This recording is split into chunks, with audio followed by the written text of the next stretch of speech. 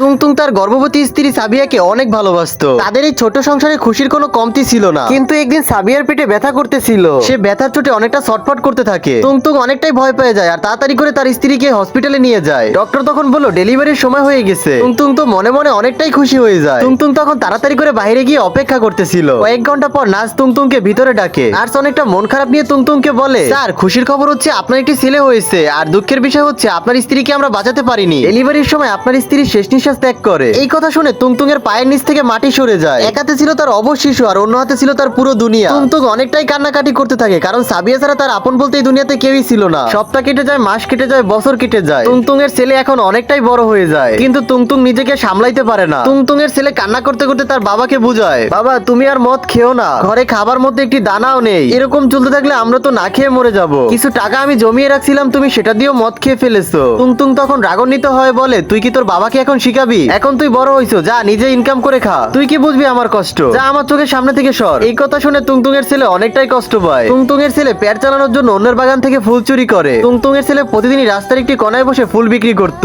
যখনই রাস্তা থেকে কোনো লোক যেত তখনই তার কাছে গিয়ে অনেক রিকোয়েস্ট করতো, ভাই আমার থেকে একটি ফুল কেনেন। এমনই একদিন তুংতুং এর ছেলে একটি ফুলও বিক্রি করতে পারে নাই। অনেকটা ক্লান্ত নিয়ে সে বাসার দিকে যাচ্ছিল। তুংতুং এর ছেলে দেখতে পায় একটি গাড়ি অনেক স্পিড নিয়ে আসতেছিল আর একটি দাদিমাও রাস্তা পার হচ্ছিল। তখনই দৌড়ে গিয়ে তুংতুং এর ছেলে সেই দাদিমাকে বাঁচিয়ে নেয় আর গাড়িটা এখান থেকে তাড়াতাড়ি করে পালিয়ে যায়। অন্যদিকে দাদিমা অজ্ঞান হয়ে পড়ে থাকে। তুংতুং দাদিমাকে জাগানোর চেষ্টা করে। কিছুক্ষণের মধ্যেই দাদিমার জ্ঞান ফেরে। দাদিমা তুংতুংকে বলল, আজকে তুমি আমার জীবন বাঁচিয়েছো, আমি তোমাকে খালি হাতে ফিরতে দিব না। আর এই দাদিমা কোনো সাধারণ মানুষ ছিল না, এ ছিল একটি পরী। দাদিমা জাদু করে তুংতুং এর ছেলেকে একটি চকরি দেয় আর তুংতুং এর ছেলেও অনেকটা খুশি হয়ে যায়। সে সেটিকে নিয়ে তাড়াতাড়ি বাসায় ফিরতেছিল। তুংতুং এর ছেলে মনে করছিল এটা সাধারণ কোনো চকরি। সে যখনই এটার ভিতরে ঘুরিয়ে খাবার চাইছিল তখন খাবারের বদলে সেখানে সোনা আর তার প্রয়োজনীয় টাকা পাচ্ছিল। এটা দেখে তুংতুং এর ছেলে অনেকটাই অবাক হয়ে যায়। তার আগে বন্ধুরা অনেক কষ্ট করে ভিডিও বানাই, তোমরা ভিডিওতে একটা লাইক দিয়ে চ্যানেলটাকে সাবস্ক্রাইব করে দাও। লাইক সাবস্ক্রাইব করলে তো তোমাদের হাতে ব্যথা হবে না, উল্টা আমার ভিডিও বানানোর আগ্রহটা আরো দ্বিগুণ বেড়ে যাবে। কয়েক মাসের মধ্যেই তুংতুং এর ছেলে অনেকটাই বড় লোক হয়ে যায়। এই কথা রাইস্টার শুনে রাইস্টার অনেকটাই অবাক হয়ে যায়। রাইস্টার একদিন লুকিয়ে লুকিয়ে তুংতুং এর ছেলে